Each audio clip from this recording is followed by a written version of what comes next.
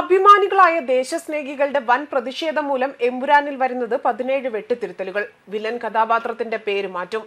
എമ്പുരാനിൽ വരുന്ന മാറ്റങ്ങൾ പോലെ തന്നെ പ്രധാനപ്പെട്ട മറ്റൊരു വാർത്ത, എമ്പുരാൻ ദേശവിരുദ്ധ സിനിമയെന്ന് വ്യക്തമാക്കി RSS മുഖപത്രം ഓർഗനൈസറിൽ ഇത് ഔദ്യോഗികമായി പ്രസിദ്ധീകരിച്ചു കഴിഞ്ഞു.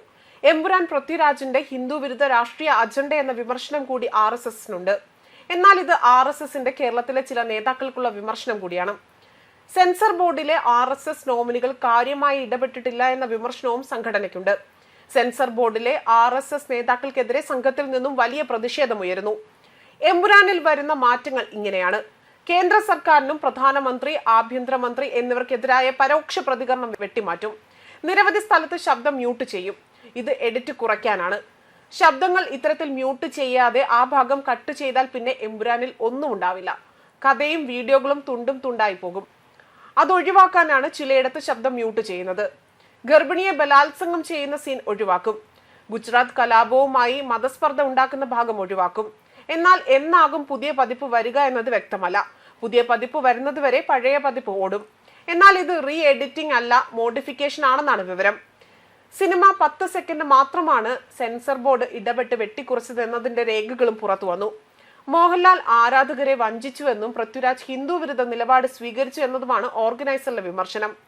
അതിനിടെ സിനിമയ്ക്ക് 2 കട്ടാണ് സെൻസർ ബോർഡ് നിർദ്ദേശിച്ചതെന്ന രേഖ പുറത്തുവന്നു.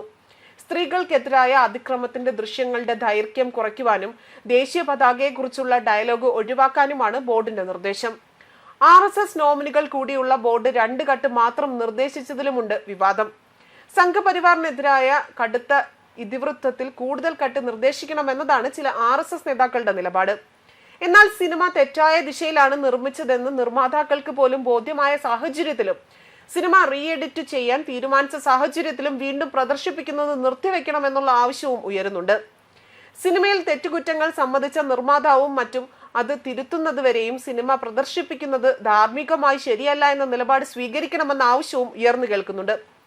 സിനിമയിലെ റീ എഡിറ്റ് ചെയ്ത പുതിയ ഭാഗങ്ങൾ തിങ്കളാഴ്ചയോടെ പൂർത്തിയാക്കാനും അതിനുശേഷം ലോകത്തെ വിവിധ ഭാഗങ്ങളിലേക്ക്, വിദേശ രാജ്യങ്ങളിലേക്കും അയച്ച പഴയ പ്രിന്റുകൾക്ക് പകരം പുതിയ ഡിജിറ്റൽ കോപ്പികൾ എത്തിക്കുവാനും കേരളത്തിലെ അതുപോലെ തന്നെ രാജ്യത്തിന്റെ വിവിധ ഭാഗങ്ങളിലേക്കും അയച്ച് വിവിധ കോപ്പികൾക്ക് പകരം എഡിറ്റ് ചെയ്ത പുതിയ കോപ്പികൾ എത്തിക്കും. പക്ഷേ ഇത്തരമൊരു നീക്കം അത്ര എളുപ്പമായിരിക്കില്ല എന്നതാണ് സൂചന. കാരണം റീ എഡിറ്റിംഗ് ചെയ്താലും വീണ്ടും അതിന്റെ നടപടിക്രമങ്ങൾ പാലിക്കേണ്ടതുണ്ട്.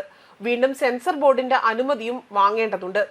ഇത്രയും സമയം തെറ്റായ രീതിയിലാണ് നിർമ്മിച്ചതെന്ന് നിർമ്മാതാക്കൾ പോലും സമ്മതിച്ച എമ്പുരാൻ എന്ന സിനിമ തിയേറ്ററിൽ ഓടിക്കൊണ്ടിരിക്കുന്നു. ദേശസ്നേഹികളുടെ വികാരവും അവർക്കുണ്ടാകുന്ന മുറിവുകളും എമ്പുരാനിലൂടെ ആ കാലം അത്രയും പ്രദർശിപ്പിച്ചു കൊണ്ടിരിക്കും.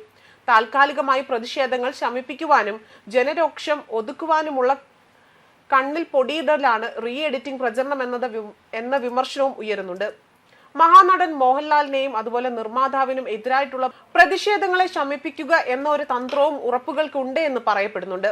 പുതിയ കോപ്പികൾ പുറത്തിറങ്ങുന്നത് വരെ എമ്പുരാൻ സിനിമ പ്രദർശിപ്പിക്കരുത് എന്നും തിയേറ്ററുകളിൽ പ്രദർശനം നിർത്തിവെക്കണമെന്നും ആവശ്യം സോഷ്യൽ മീഡിയയിൽ ദേശസ്നേഹികൾ വ്യാപകമായി ഉയർത്തുകയാണ്.